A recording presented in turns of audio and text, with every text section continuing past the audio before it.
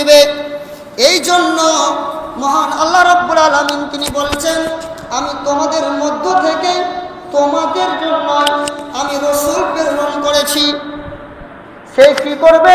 আমার আয়াতগুলো তোমাদেরকে পড়ে পড়ে শোনাবে। আর কি করবে?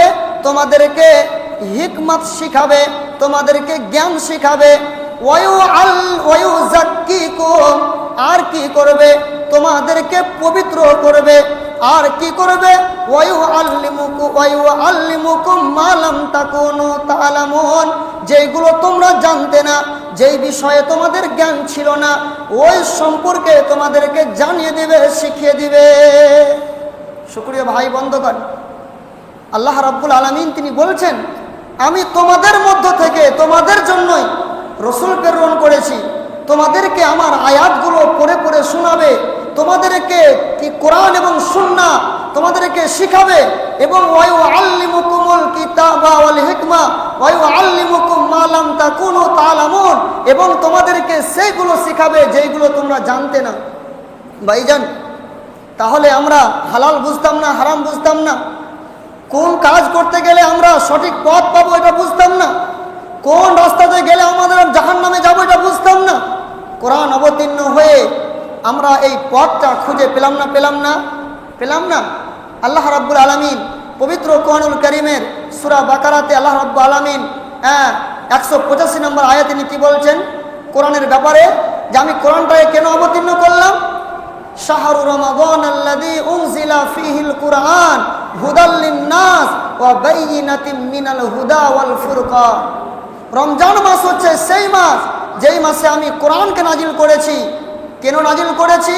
হুদাল লিন-নাস, মানুষদেরকে হেদায়াত দিবে, মানুষদেরকে সৎ পথের প্রদর্শন করবে, মানুষদেরকে সঠিক পথ দেখাবে, এবং ওয়া বাইয়িনাতিল হুদা ওয়াল ফুরকান, এবং সত্য এবং মিথ্যা পার্থক্যকারী রূপে কোরআনকে আমি অবতীর্ণ করেছি। তাহলে কোরআন এসেছে আমাদের জন্য কেন? সত্য এবং মিথ্যা, ন্যায় এবং অন্যায়, হালাল এবং হারাম, জায়েজ এবং না জায়েজ, গুনহার এবং নেকি, এই কাজগুলোকে পার্থক্য করে দেওয়ার জন্য। আর আল্লাহ রাব্বুল আলামিন এই জন্যই তিনি বললেন যে তোমাদের মধ্য থেকে তোমাদের জন্যই আমি রাসূল প্রেরণ করেছি। তোমাদেরকে কি করবে? আমার আয়াতগুলো পড়ে পড়ে শোনাবে, এবং তোমাদেরকে পবিত্র করবে, এবং তোমাদেরকে কোরআন এবং সুন্নাহ তোমাদেরকে জ্ঞান দিবে, এবং তোমরা যে বিষয়ে জানতে না সেই বিষয়ের জ্ঞানগুলো তোমাদেরকে দিবে। শুকরিয়া ভাই বন্ধুগণ, কোরআন আমাদের কাছে এসেছে কেন? আল্লাহ রাব্বুল আলামিন সূরা ইব্রাহিমে তিনি বলছেন, ইন্না আনজালনাহু ইলাইকা লিতুখরিজান নাসা মিনাল যুলুমাতি ইলান নূর। আমি ইন্না আনজালনাহু ইলাইকা, আমি তোমার কাছে এই জন্য অবতীর্ণ করলাম যে লিতুখরিজান নাসা মিনাল যুলুমাতি ইলান নূর, তুমি মানুষকে অন্ধকার থেকে আলোর দিকে বার করবে। শুকরিয়া ভাই বন্ধুগণ, তার মানে হেদায়াত এসেছে, যুগে যুগে নবী এবং রাসূল এসেছেন, এবং আমরা উম্মতে মুহাম্মাদি, এবং আমাদের জন্য কোরআন এসেছে। এর জন্য এখানে সব রাস্তা বলে দেওয়া হয়েছে। ওই কথাটাকে আমরা আবার ফিরে যাই, যেই সময় আল্লাহ রাব্বুল আলামিন আদম আলাইহিস সালামকে যখন জান্নাত থেকে নামিয়ে দেন, সেই সময় কি বলেছিলেন? কুলনা হাবিতু মিনহা জামিয়া, এখন এখান থেকে নেমে যাও। ফাইম্মা ইয়াতিয়ান্নাকুম মিন্নি হুদা, আমার পক্ষ থেকে হেদায়াত যাবে। ওমান তাবিয়া হুদায়া, যারা আমার হেদায়াতের ইত্তেবা করবে, মেনে নেবে, ফালা খাউফুন, ওর কোনো ভয় নেই, ওয়ালা হুম ইয়াহজানুন, ওর কোনো চিন্তা নেই। শুকরিয়া ভাই বন্ধুগণ, তাহলে আমরা কত সৌভাগ্যবান। আমরা হচ্ছে উম্মতে মুহাম্মাদি, এবং আমাদের জন্য আল্লাহ রাব্বুল আলামিন আমাদের জন্য শেষ নবী মুহাম্মদ সাল্লাল্লাহু আলাইহি সাল্লামকে প্রেরণ করেছেন। এর জন্য আমরা সকলেই বলি আলহামদুলিল্লাহ। শুকরিয়া ভাই বন্ধুগণ, আল্লাহ রাব্বুল আলামিন নবী করিম সাল্লাল্লাহু আলাইহি সাল্লামকে তিনি প্রেরণ করলেন কেন? আল্লাহ রাব্বুল আলামিন অন্য জায়গাতে তিনি বলছেন, অন্য জায়গাতে আল্লাহ রাব্বুল আলামিন তিনি বলছেন, ইয়া আইয়ুহান নাবিয়্যু, এই নবী, ইন্না আরসালনাকা শাহীদাও ওয়া বাশীরাও ওয়া নাযীরা।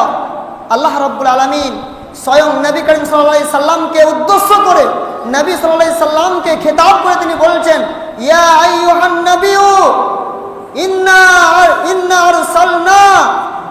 আরসালনাকা আমি তোমাকে প্রেরণ করলাম শাহিদাও, সাক্ষী স্বরূপ, এবং ওয়া শাহিদাও, আর কি স্বরূপ তোমাদেরকে, ওয়া বাশিরাও, এবং তোমাদের এবং মানুষকে খুশখবরি দেওয়ার জন্য। কিসের খুশখবরি? জান্নাতের খুশখবরি। আপনাদেরকে শুরুতেই বলেছি যে আমরা দুনিয়াতে এসেছি পরীক্ষা দেওয়ার জন্য। আল্লাহ রাব্বুল আলামিন আমাদেরকে সৃষ্টি করেছেন আমাদের মরণ এবং জীবনকে শুধু আমাদের নেক আমলগুলো দেখার জন্য, যে আমরা কর্মের দিক দিয়ে কে বেশি ভালো এটাই দেখার জন্য, তাই না? শুকরিয়া ভাই বন্ধুগণ। আর কি, ওয়া নাদিরা, এবং তোমাদেরকে ভয় দেখাবার জন্য। কিসের ভয় দেখাবার জন্য? জাহান্নামের ভয় দেখাবার জন্য। এবং আল্লাহ রাব্বুল আলামিন তারপরে তিনি বলছেন যে ওয়া দাআয়ান ইলাল্লাহ, এবং আমি তোমাকে প্রেরণ করেছি যে মানুষদেরকে আল্লাহর দিকে আহ্বান করার জন্য, আল্লাহর দিকে ডাকার জন্য। ওয়া সিরাজাও ওয়া মুনিরা, উজ্জ্বল প্রদীপ রূপে। সুবহানাল্লাহ। আল্লাহ রাব্বুল আলামিন নবী মুহাম্মদ সাল্লাল্লাহু আলাইহি সাল্লামকে উদ্দেশ্য করে বলছেন, এই নবী, আমি তোমাকে সাক্ষী স্বরূপ এবং তোমাকে সুসংবাদ স্বরূপ এবং তোমাকে ভয় প্রদর্শন করার জন্য আমি তোমাকে প্রেরণ করেছি, এবং মানুষদেরকে আমার দিকে আহ্বান করার জন্য উজ্জ্বল প্রদীপের স্বরূপ আমি তোমাকে প্রেরণ করেছি। শুকরিয়া ভাই বন্ধুগণ। তাহলে আমাদের নবী আমাদের জন্য তিনি দায়ী, তিনি আমাদেরকে দাওয়াত দিয়েছেন, আহ্বান করেছেন, ডেকেছেন। অর্থাৎ যেইগুলো রাসূল সাল্লাল্লাহু আলাইহি সাল্লামের হাদিস, আমরা যদি হাদিসের উপরে আমল করি তো জানতে হবে যে এই আয়াত আল্লাহ রাব্বুল আলামিন যা বলেছেন তা আমরা পালন করছি, তাই না? অন্য জায়গাতে আল্লাহ রাব্বুল আলামিন প্রিয় নবী মুহাম্মদ সাল্লাল্লাহু আলাইহি সাল্লামকে উদ্দেশ্য করে বলছেন, সূরা কসাস সূরা নম্বর 28 আয়াত নম্বর 87 এর ভিতরে আল্লাহ রাব্বুল আলামিন তিনি রাসূলুল্লাহ সাল্লাল্লাহু আলাইহি সাল্লামকে উদ্দেশ্য করে বলছেন, ওয়াদউ ইলা রাব্বিকা, তুমি তোমার রবের দিকে মানুষকে আহ্বান করো, ডাকো, ওয়ালা তাকুনান্না মিনাল মুশরিকিন, এবং তুমি কখনোই মুশরিকদের অন্তর্ভুক্ত হয়ে যেও না। শুকরিয়া ভাই বন্ধুগণ।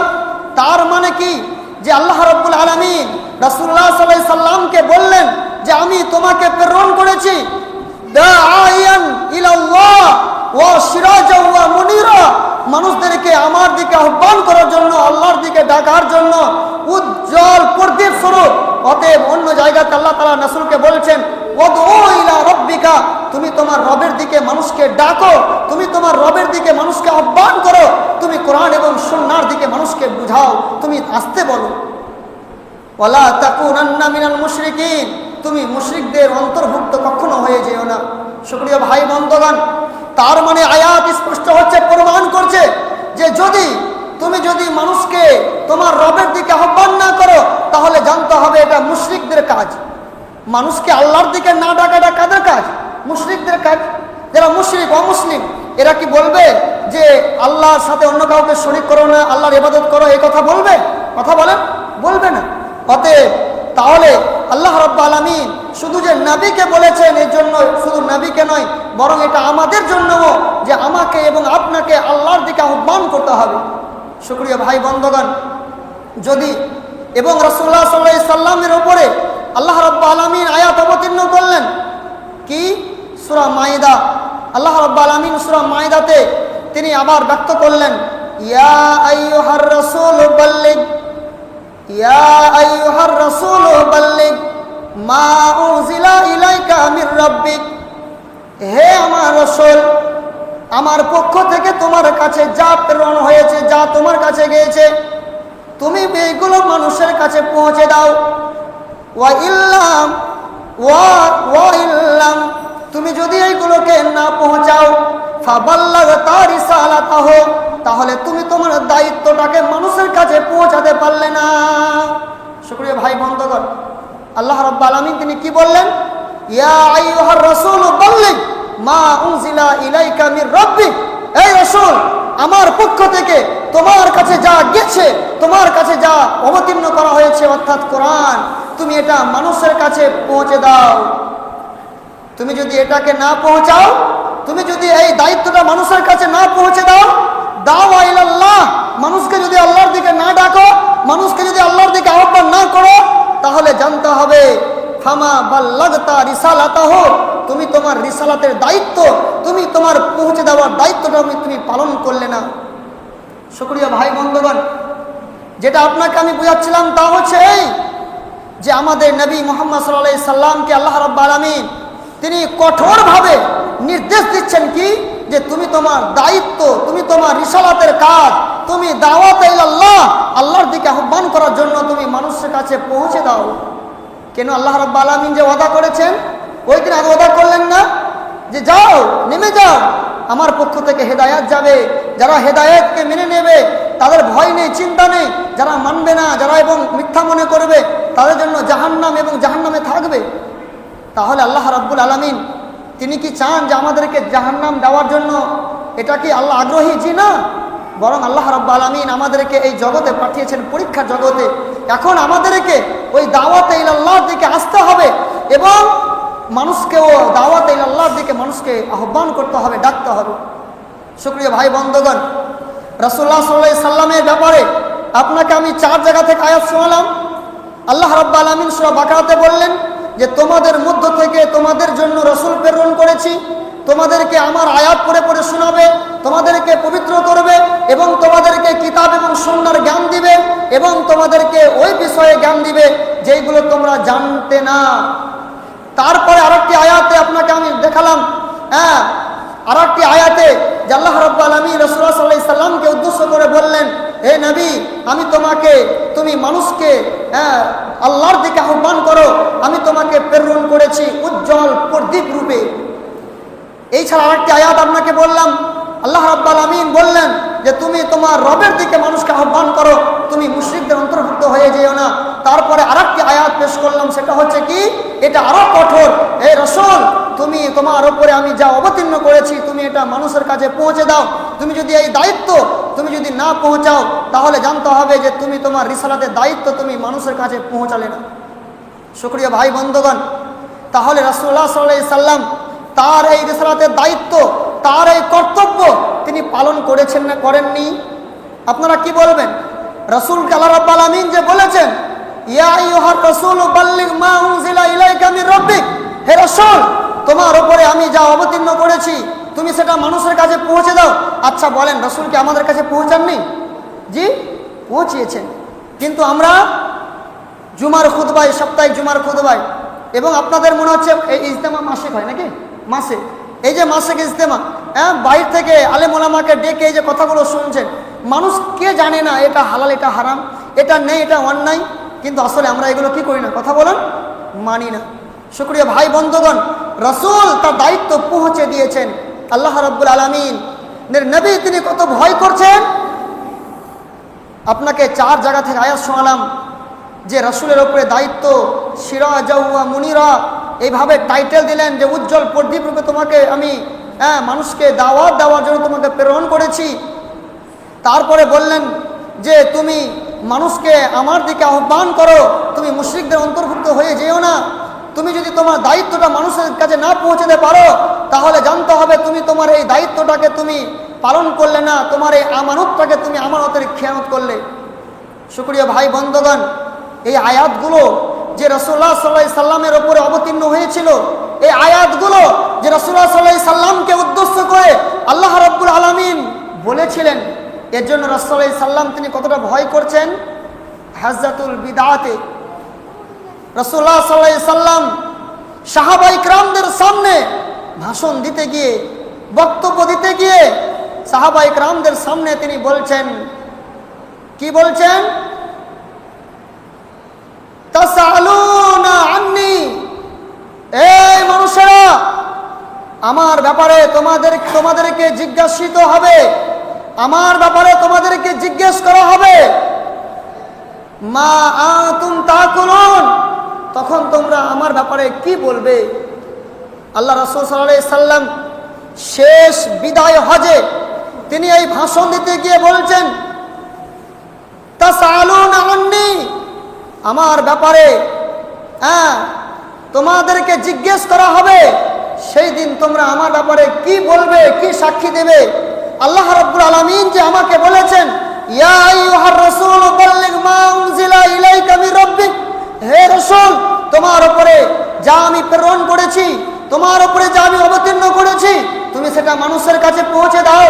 এই দায়িত্ব আমি তোমাদের কাছে পৌঁছাতে পেরেছি কিনা, রাসূলুল্লাহ সাল্লাল্লাহু আলাইহি সাল্লাম সাহাবীদেরকে বলছেন, সাহাবীরা, আমার উপরে আল্লাহ রাব্বুল আলামিন যে কথা বলেছেন, আমার রিসালাতের কাজ আমার মানুষের কাছে পৌঁছে দেওয়া, আমি আমার দায়িত্ব পালন করতে পেরেছি কিনা? আমার ব্যাপারে কাল কিয়ামতের দিন যখন তোমাদেরকে জিজ্ঞেস করবে, আচ্ছা বলো রাসূল তোমাদের কাছে তার দায়িত্ব পৌঁছাচ্ছে কিনা, তো সেই দিন তোমরা আমার ব্যাপারে তোমরা কি সাক্ষী দিবে? সাহাবায়ে কেরামরা সেই সময় বললেন, ইয়া রাসূলুল্লাহ, হে আল্লাহ পাকের রাসূল, ক্বালু নাশহাদু আন্নাকা বাল্লাগতা, আমরা সাক্ষ্য দিচ্ছি, আমরা সাক্ষ্য দেব, সাক্ষ্য দিচ্ছি যে হ্যাঁ আপনি আপনার দায়িত্ব পৌঁছে দিতে পেরেছেন। আমি কি আমার দায়িত্ব তোমাদের কাছে পৌঁছাতে পেরেছি? তখন লোকেরা বলল, জি হ্যাঁ, আর নাশহাদুকা, আমরা আপনার ব্যাপারে সাক্ষী প্রদান করব যে বাল্লাগতা, আপনি আপনার দায়িত্ব, আপনি আপনার রিসালাত পৌঁছাতে পেরেছেন।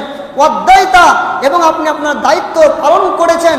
ওয়া নাসাহাতা, এবং আপনি আমাদের কল্যাণকামিতা করেছেন, আপনি আমাদেরকে আহ্বান করেছেন, আমাদের কল্যাণ কামনা করেছেন।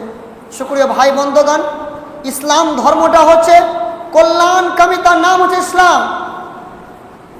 ইন্না দিনান নাসিহা, ইন্না দিনান নাসিহা, ইন্না দিনান নাসিহা।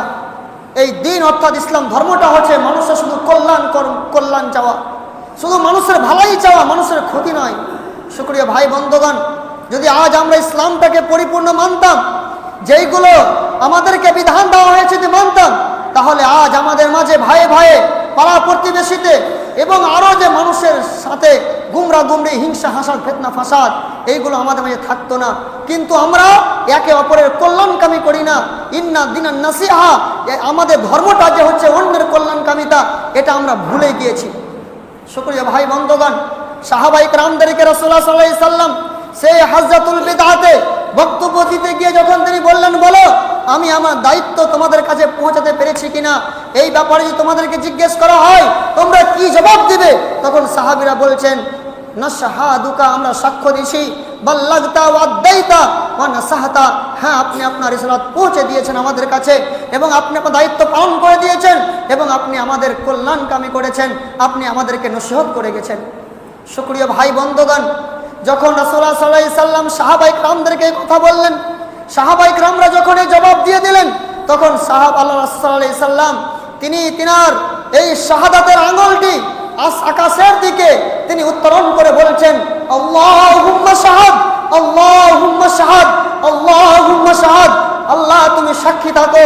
এরা সাক্ষী দিচ্ছে, আজকে বলল, আমি এদেরকে জিজ্ঞেস করলাম আমি আমার দায়িত্ব পৌঁছাতে পেরেছি কিনা, আমার উপরে যে ওহী অবতীর্ণ হয়েছিল সেটা আমি পৌঁছাতে পেরেছি কিনা। আবার এরা সবাই সাক্ষী দিল, হ্যাঁ আপনি আপনার দায়িত্ব পৌঁছে দিয়েছেন। এই জন্য সাল্লাল্লাহু আলাইহি সাল্লাম তিনি আল্লাহকে সাক্ষী রেখে বলছেন, আল্লাহ, আল্লাহুম্মা শাহাদ, আল্লাহুম্মা শাহাদ, আল্লাহুম্মা শাহাদ। আল্লাহ তুমি সাক্ষী থাকো, আল্লাহ তুমি সাক্ষী থাকো, আল্লাহ তুমি সাক্ষী থাকো। এরা আজকে আমাকে জবাবে বলল যে হ্যাঁ আমি আমার দায়িত্ব এদের কাছে সঠিকভাবে পৌঁছাতে পেরেছি, এবং আমি আমার দায়িত্ব সঠিকভাবে পালন করতে পেরেছি, এবং আমি সঠিকভাবে এদেরকে শোধ করতে পেরেছি। শুকরিয়া ভাই বন্ধুগণ, অন্য রাওয়ায়াতে এসেছে সহিহ বুখারীর, রাসূলুল্লাহ সাল্লাল্লাহু আলাইহি সাল্লাম সাহাবায়ে কেরামদেরকে বলেছেন, আলা হাল বাল্লাগতু, আমি কি তোমাদের কাছে আমার দায়িত্ব, আমার উপরে যে করণীয় আল্লাহ রাব্বুল আলামিন যে বিধান দিয়েছেন, ইয়া আইয়ুহার রাসূল বাল্লিগ মা উনজিলা ইলাইকা মির রাব্বিক, হে রাসূল তোমাকে যা বিধান দেওয়া হয়েছে সেটা তুমি মানুষের কাছে পৌঁছে দাও। তুমি পৌঁছাচ্ছ কিনা, এই দায়িত্ব আমি পৌঁছাতে পেরেছি কিনা, তার জন্য সাহাবায়ে কেরামদেরকে বলেছেন সাহাবীরা, আলা হাল বাল্লাগতু, আমি কি আমার দায়িত্ব তোমাদের কাছে পৌঁছাতে পেরেছি বলো। সাহাবায়ে কেরামরা বললেন, ক্বালু নাম ইয়া রাসূলুল্লাহ, হে আল্লাহ পাকের রাসূল, হ্যাঁ আপনি আপনার দায়িত্ব পৌঁছে দিয়েছেন। তখন রাসূল সাল্লাল্লাহু আলাইহি সাল্লাম তিনি বললেন, আল্লাহুম্মা শাহাদ, আল্লাহ তুমি সাক্ষী থাকো। তারপর সাল্লাল্লাহু আলাইহি সাল্লাম তিনি বললেন, ও উপস্থিত সাহাবীরা, যারা যারা আজকে এই হাজ্জাতুল বিদআতে, আজকের এই ভাষণে, আজকের এই বক্তব্যতে যারা যারা আজকে উপস্থিত আছো, ফালিউ বাল্লিগিশ শাহিদুল গায়বা, যারা আজকের এই বক্তব্য শুনতে পেল না, যারা আজকে অনুপস্থিত, যারা অনুপস্থিত, এই উপস্থিত সাহাবীরা, তোমরা অনুপস্থিত লোকেদের কাছে তোমরা এই দায়িত্বটা পৌঁছে দিও। আজকের বক্তব্যতে, আজকের ভাষণে তোমরা যা যা শিখলে তোমরা এইগুলো মানুষের কাছে পৌঁছে দিও। কাদের কাছে? যারা উপস্থিত নেই। শুকরিয়া ভাই বন্ধুগণ, তার মানে আপনাকে শুধু আমি একটাই পয়েন্ট বুঝাচ্ছিলাম, তা হচ্ছে এই যে দাওয়াতের কত গুরুত্ব, যে রাসূলুল্লাহ সাল্লাল্লাহু আলাইহি সাল্লামের ব্যাপারে আল্লাহ রাব্বুল আলামিন আরো বহু আয়াত আছে। রাসূলুল্লাহ সাল্লাল্লাহু আলাইহি সাল্লামকে এই দাওয়াতের কাজের জন্য আল্লাহ রাব্বুল আলামিন রাসূলুল্লাহ সাল্লাল্লাহু আলাইহি সাল্লামকে বলেছেন। যাই হোক, এবারে আমি যেটা দ্বিতীয় পয়েন্টে আসছি, তা হচ্ছে এই যে আপনি বলবেন মুলি সাহেব, এতক্ষণ ধরে আপনি আমাদের সামনে যা ওয়াজ করলেন, এতক্ষণ ধরে আপনি আমাদের সামনে যা বক্তব্য রাখলেন, তাতে বোঝা গেল যে এই দায়িত্বটা শুধু নবীদের এবং রসুলদের, তাই না? আমি কি বলেছি আপনাদের দায়িত্ব দিয়েছি? বা আমার যে দায়িত্ব, আমি একজন আলেম হিসাবে আমার দায়িত্ব, এই কথাকে বলেছি? বলিনি। কিন্তু এটা রসুলদের কাজ। আল্লাহ তাআলা রসুলকে বললেন, তোমার উপরে যা অবতীর্ণ করেছি তুমি তোমার সাথে পৌঁছে দাও। কিন্তু আমি কেন আপনাদের কাছে এসেছি, আর আপনারা কেন এখানে এসেছেন, বা আপনারা কেন মানুষকে আহ্বান করবেন? এবারে এই পয়েন্টটা আমাদেরকে শিখতে হবে না, হবে না? এবার এটা হচ্ছে মেন পয়েন্ট। সুপ্রিয় ভাই বন্ধুগণ, খুব মনোযোগ সহকারে শোনেন। আপনাদেরকে বিরক্ত লাগছে নাকি, খারাপ লাগছে? খুব মনোযোগ সহকারে শোনেন। এখন রসুল তো নেই, আর কি দুনিয়াতে রসুল আসবে? আসবে না। তাহলে এই দায়িত্ব, রসুল মরে গেছেন, এখন মানুষকে দাওয়াত কে দিবে? এজন্য এই দাওয়াত দেওয়ার জন্য আমাকে এবং আপনাকে, আলেম ওলামাদেরকে, এবং যারা কোরআন এবং হাদিসের জ্ঞান অর্জন করেছে, কিংবা আপনি যারা আজকে যেটুকু হয়তো বক্তব্য শুনলেন, যেমন আমার তো বক্তব্য শুধু একে অপরের কাছে পৌঁছে দেওয়া, কিন্তু এর পূর্বে যে আলোচনা শুনলেন যে নামাজের গুরুত্ব এবং ফজিলত, অন্তত পক্ষে নামাজের গুরুত্ব এবং ফজিলতের বিষয়টি আপনি আপনার বাড়িতে গিয়ে, আপনি আপনার স্ত্রীকে, আপনি আপনার ছেলেকে, আপনি আপনার বৌমাকে, আপনি আপনার মেয়েকে, আপনার কর্তব্য হচ্ছে এটা পৌঁছে দেওয়া। এটা আপনার এবার কর্তব্য। শুকরিয়া ভাই বন্ধুগণ, আল্লাহ রাব্বুল আলামিন পবিত্র কোরআনুল কারীমের সূরা আলী ইমরান সূরা নাম্বার 3 আয়াত নাম্বার 104, এবারে দায়িত্ব আপনাদের উপরে পড়ছে, আমাদের উপরে পড়ছে। এবার ভালো করে শোনেন। এতক্ষণ ধরে রসুলের উপরে দায়িত্ব ছিল, রসুলদের দায়িত্ব ছিল, এখন আমাদের এবং আপনাদের দায়িত্ব কিনা, আমার এবং আপনার দায়িত্ব কিনা?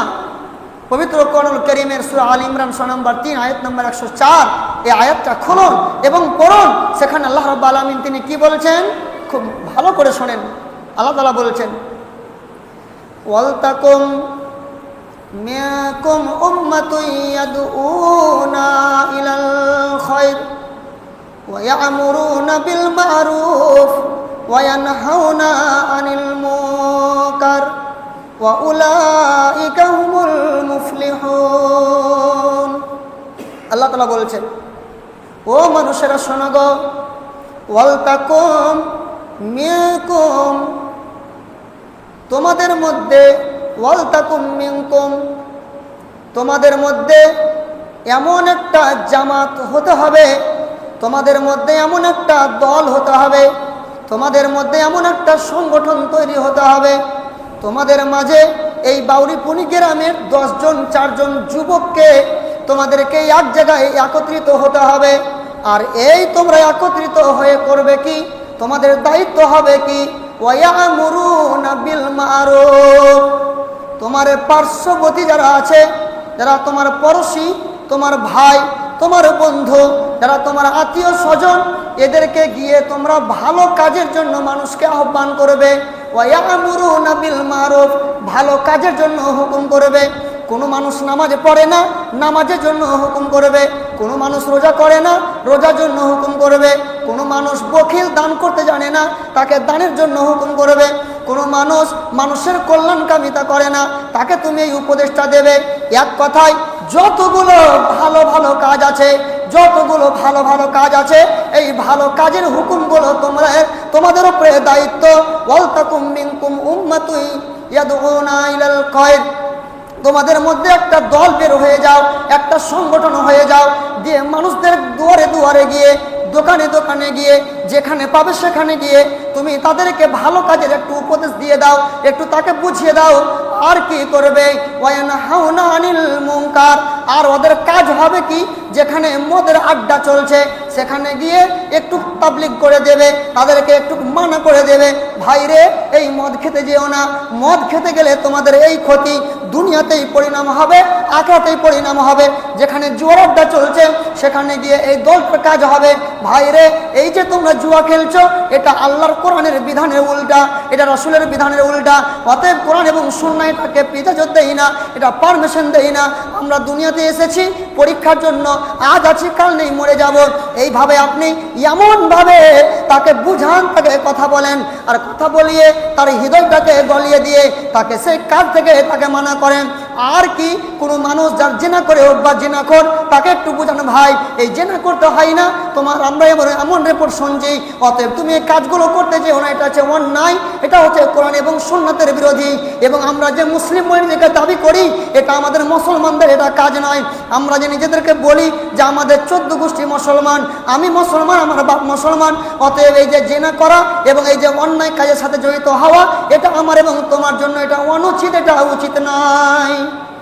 আপনি এইভাবে গিয়ে আল্লাহ রাব্বুল আলামিন বিধান দিলেন কি, ওয়ালতাকুম মিনকুম উম্মাতুন ইয়াদউনা ইলাল খায়র, তোমাদের মধ্যে একটা দল বেরিয়ে যাও, আর ওই দলটা হয়ে মানুষকে ভালো কাজের দিকে মানুষকে আহ্বান করো, ডাকো, বলো, বুঝাও। আর যারা অন্যায় করছে, খারাপ কাজ করছে, এদেরকে একটু নিষেধ করো, এদেরকে একটু বুঝাও, তাবলীগ করো। ভাইজান, আমি আর আপনি মনে করছি যারা আমরা নামাজি, রে আমি তো নামাজ পড়ে নিয়েছি, আর আমার এই কাজ করার কি দরকার, আমি তো নিজে বেঁচে গেছি, তাই না? মনে করছি আমরা, মানুষকে বাঁচবে দেখার নেই। জি না ভাইজান, আল্লাহ রাব্বুল আলামিন যেই কথা বললেন ওই একই কথা এবার রাসূলের মুখ থেকে শোনেন। আল্লাহ রাসূল কি বলছেন, বাল্লিগু আন্নী ওয়ালাউ আয়া, ও মানুষেরা, আমার পক্ষ থেকে তোমাদের কাছে যদি একটা বাণী পৌঁছায়, আমার পক্ষ থেকে যদি তোমরা কোনো একটা বিধান শুনে থাকো, এটা নেই, এটা অন্যায়, এটা জায়েজ, এটা না জায়েজ, এটা করলে নাকি হবে, এটা করলে গুনাহ হবে, যদি তুমি এমনটা জেনে নাও, আজকের এই প্রোগ্রামে তুমি যে জিনিসটা বুঝে নিলে, যদি দেখো, তাহলে এই জিনিসটা তুমি মানুষের কাছে পৌঁছে দাও। বাল্লিগু আন্নী ওয়ালাউ আয়া, আমার পক্ষ থেকে যদি একটা আয়াত হয়, একটা বাণী হয়, একটা হাদিস হয়, বা একটা কোনো কথা হয়, ভালো কথা, তাহলে তুমি সেটা করো কি, মানুষের কাছে তোমরা পৌঁছে দাও। তাহলে আল্লাহ রাব্বুল আলামিন এই হুকুম আমাদেরকে দিলেন, আর রাসূলও দিলেন। তার মানে এবারে এতক্ষণ আপনি বলছেন, তাহলে আমরা যে প্রোগ্রামটা করছি এবং যে সমস্ত ভাইয়েরা একত্রিত হয়ে এই দায়িত্ব পালন করেছেন, তাহলে যারা এখনো হয়তো বলছেন এটা আবার কি, আপনাদেরকে বলছি, আপনারা একটু বুঝুন যে এই দায়িত্বটা করা আপনাদের জন্য কর্তব্য ছিল কি ছিল না? সবার জন্য কর্তব্য। কিন্তু এখন পর্যন্ত যেই ভাইয়েরা আমরা বুঝতে পারিনি, এটা আমাদের দুর্বলতা, হয় আমরা এখানে থাকি না, তাদের পাশে থাকি না, যার জন্য হয়তো আমরা এখানে ওখানে বিভিন্ন রকমের সমালোচনা, বিভিন্ন রকম আরও বিভিন্ন লোক আছে, অনেক জায়গাতে আছে যে এইগুলো করতেও দেয় না, এরকম আছে না? অনেক জায়গাতে আছে। শুকরিয়া ভাই বন্ধুগণ, অথচ আল্লাহ রাব্বুল আলামিন কি বিধান দিলেন, রাসূলের কি হুকুম, যে আমার পক্ষ থেকে যদি একটা বাণী হয় সেটা মানুষের কাছে পৌঁছে দাও। ভাইজান, আপনি বলছেন মুফতি সাহেব আমি এই দায়িত্ব পালন করতে পারবো না, মানুষের কথা শুনতে পারবো না, আমি নিজে ঠিক আছি, আমি নিজে নামাজ পড়ছি, নিজে ঠিক করছি, আমাকে বলো আমি কি করব, আমি লোকেদেরকে বলার আর কাউকে বলতে পারবো না। ভাইজান, তাহলে এটা দায়িত্ব কার? নবী দায়িত্ব পালন করে দিয়েছেন, স্বয়ং সাহাবায়ে কেরামরা সাক্ষ্য দিয়ে দিয়েছেন। আর এই দায়িত্ব এখন আমাদের, এখন আমরা যদি বলি যে আমরা আমাদের দায়িত্ব পালন করতে পেরেছি, তাহলে আপনারা বলবেন না পালন করে, কারণ আমাদের দ্বারা অতটা সম্ভব নয়। সম্ভব। শুকরিয়া ভাই বন্ধুগণ,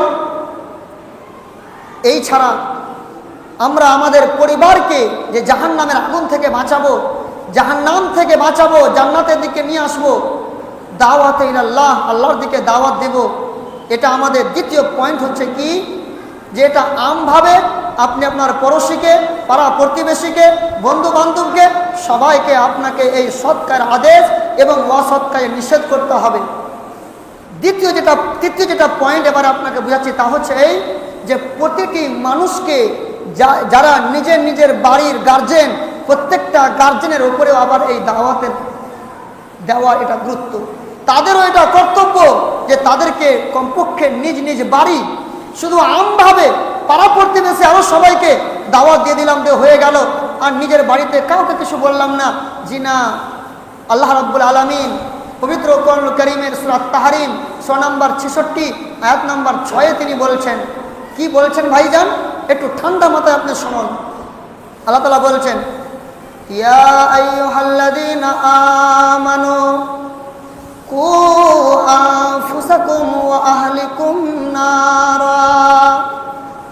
আল্লাহ রাব্বুল আলামিন সারা পৃথিবীর যারা মুমিন, যারা ঈমানদার, ওই ঈমানদার লোকদেরকে বলছেন, ও ঈমানদারেরা, কু আনফুসাকুম, তুমি নিজে বাঁচো, ওয়া আহলিকুম নারা, শুধু তুমি নিজেই বেঁচে যাবে, শুধু তুমি নিজেই 5 ওয়াক্তের নামাজি হয়ে যাবে, শুধু তুমি নিজেই একজন আল্লাহওয়ালা হয়ে যাবে, এখান থেকে তোমার দায়িত্ব শেষ নয়, বরং তুমি নিজে বাঁচো এবং তুমি ওয়া আহলিকুম নারা, এবং তুমি তোমার পরিবারকেও জাহান্নামের আগুন থেকে বাঁচাও।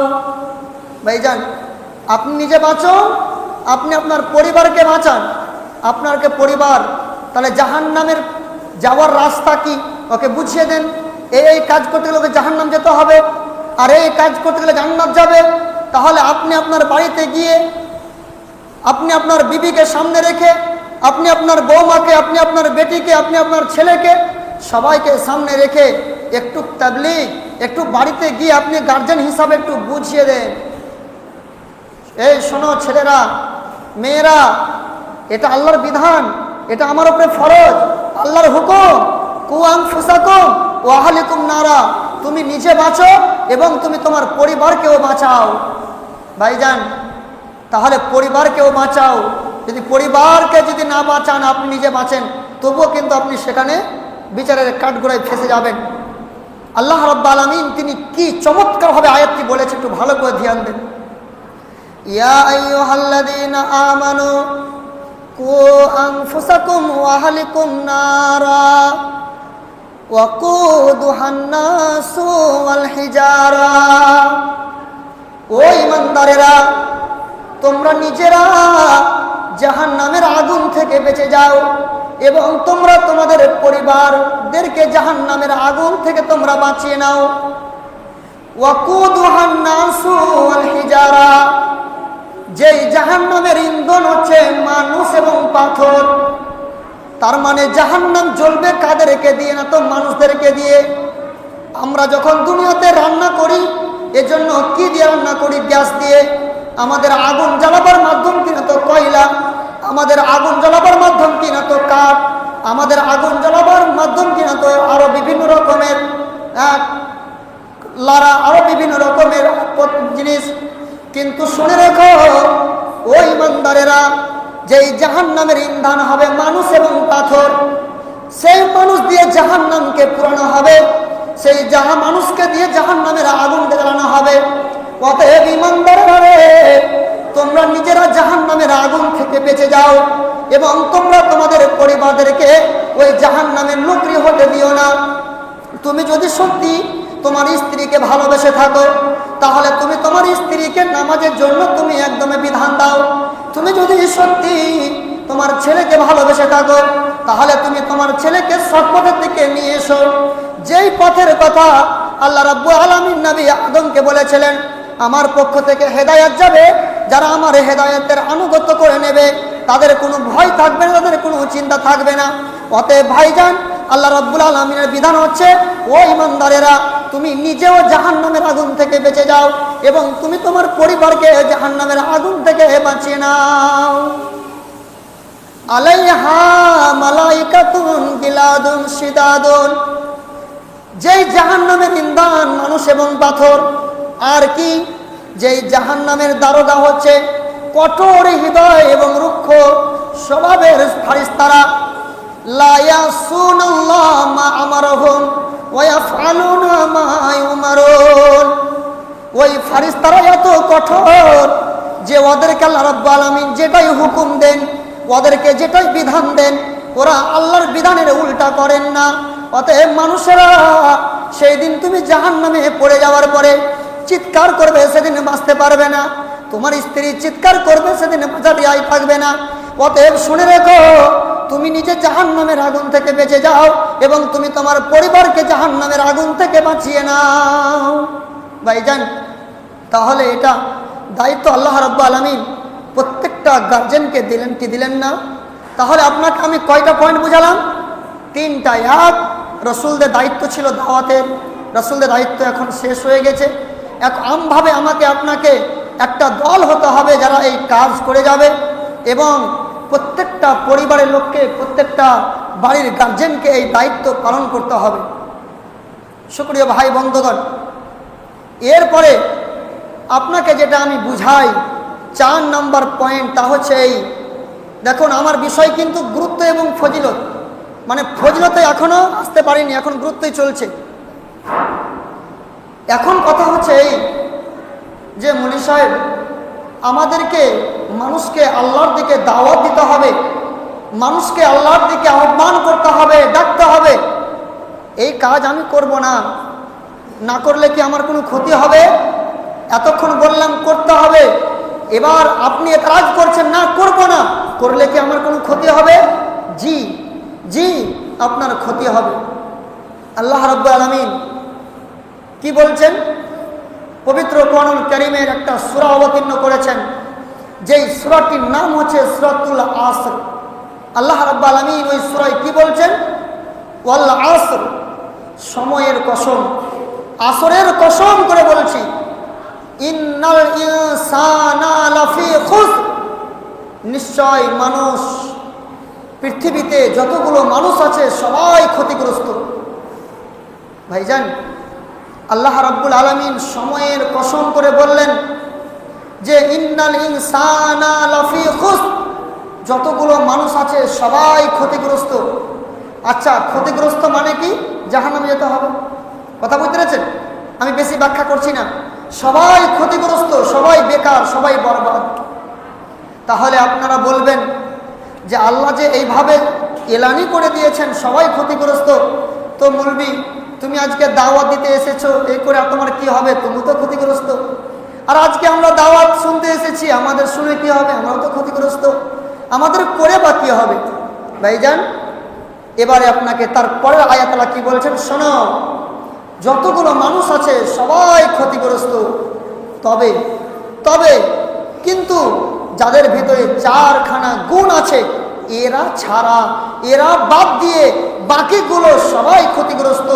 যাদের মধ্যে এই 4টা গুণ নেই, এরা বাদ দিয়ে সবাই ক্ষতিগ্রস্ত। এবারে আপনার দিনটা শান্তি হলো। যাক, 4টা গুণ কি কি একটু ধ্যান দিয়ে শোনা যাক, তাই না? এক, ইল্লাল্লাযীনা আমানু, যারা ঈমান এনেছে, ওয়া আমিলুস সালিহাত, নাম্বার 2, যারা নেক কর্ম করেছে। তাহলে ঈমান এনেছে। ঈমান কয়টা জিনিসের নাম? 6টা জিনিসের নাম। কয়টা? 6টা। এক, আল্লাহর উপরে ঈমান, কিতাবের উপরে ঈমান, ফেরেশতাদের উপরে ঈমান, নবী এবং রাসূলদের প্রতি ঈমান, এবং আখিরাতের প্রতি ঈমান। আর আরেকটি হচ্ছে যে তাকদীরের ভালো এবং মন্দর প্রতি ঈমান। যারা এই 6টা বিষয়ের উপরে ঈমান এনেছে, তারপরে পরে কি করেছে? ওয়া আমিলুস সালিহাত, নেক কাজ করেছে, ভালো কাজ করেছে। ভালো কাজ কোনগুলো? আচ্ছা, নামাজটা খারাপ না ভালো? একটু আপনারা মুখ খুলুন। ভালো না খারাপ? ভালো।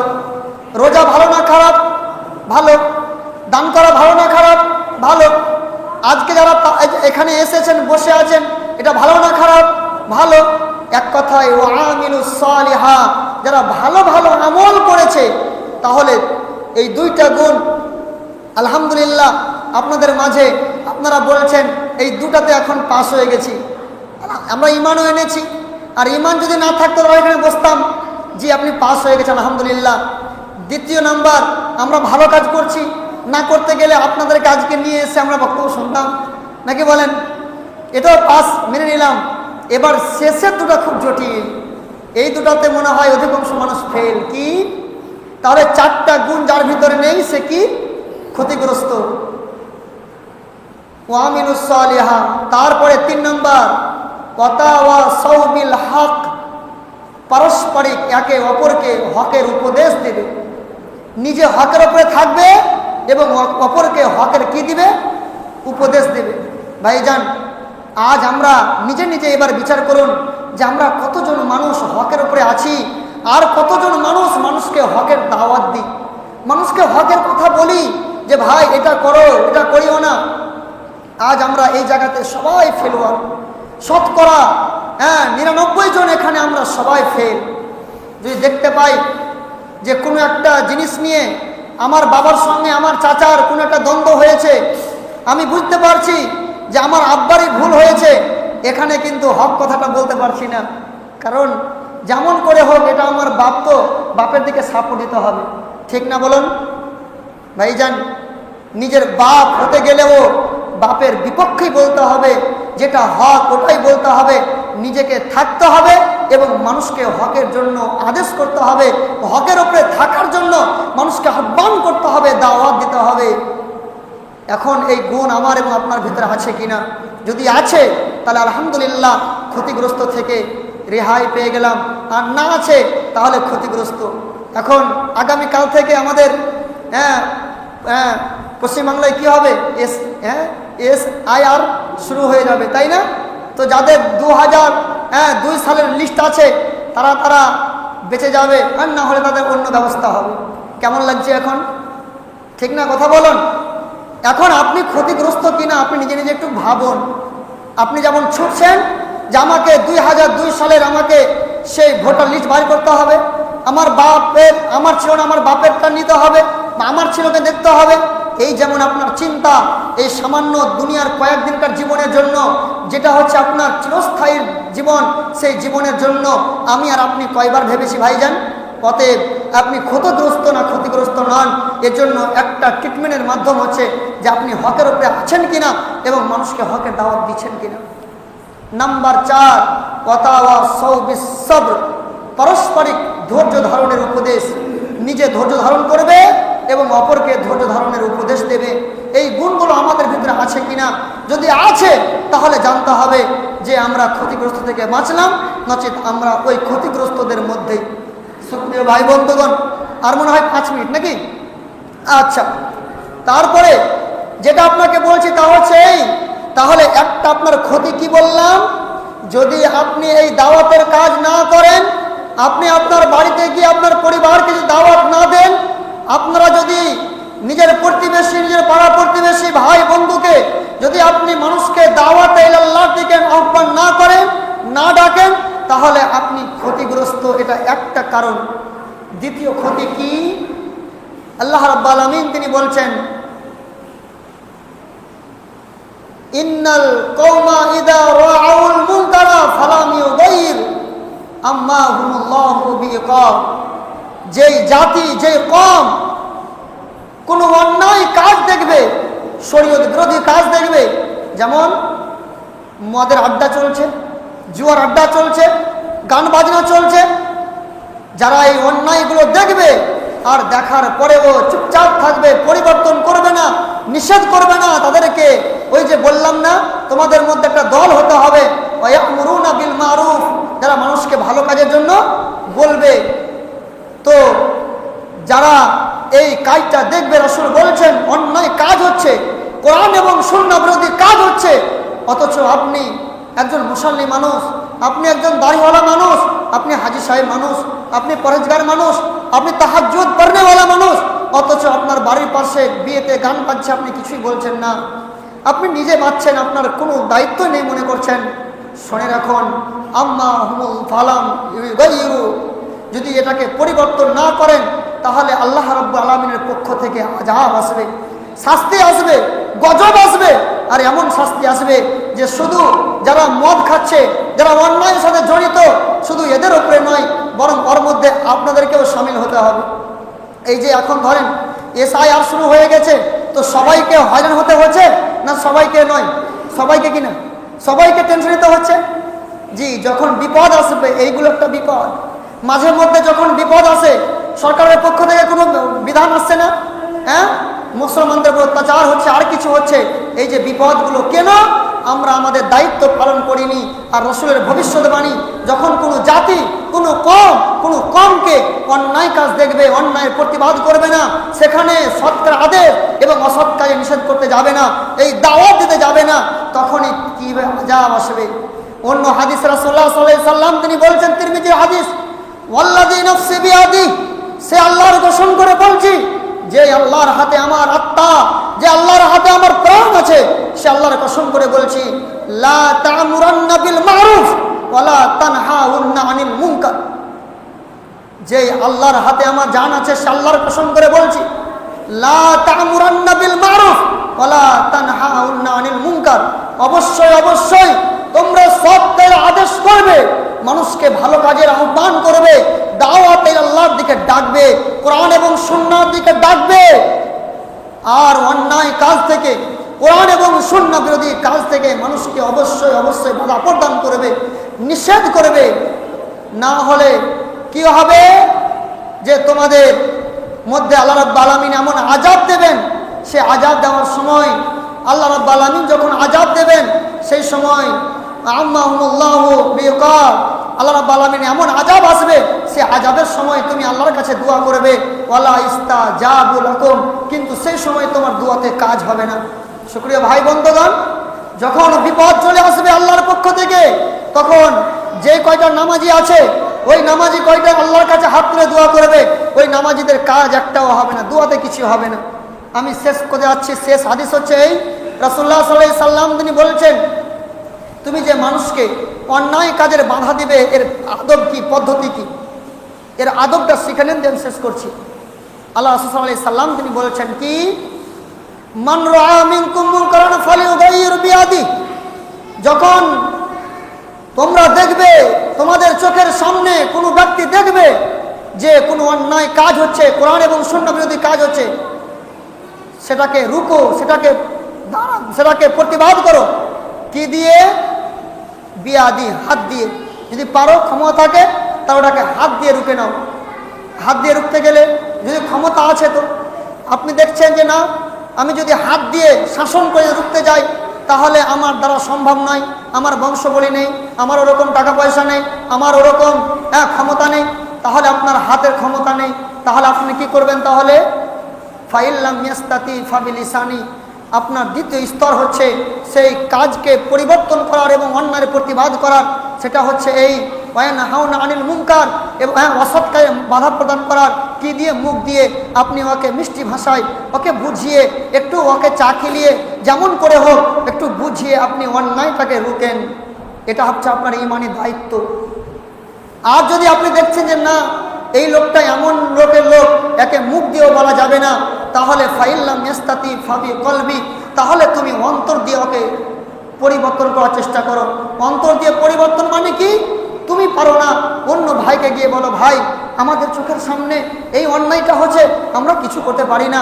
আপনি একটু মানুষকে নিয়ে, একটু দল গোছিয়ে আর লোকেদেরকে বলে আপনি অন্তর দিয়ে মানুষকে, কাকে বললে পরিবর্তন হবে, কাকে বলতে গেলে এই কাজটা আমাদের শুধরাবে, এই আপনাকে সিদ্ধান্ত করতে হবে।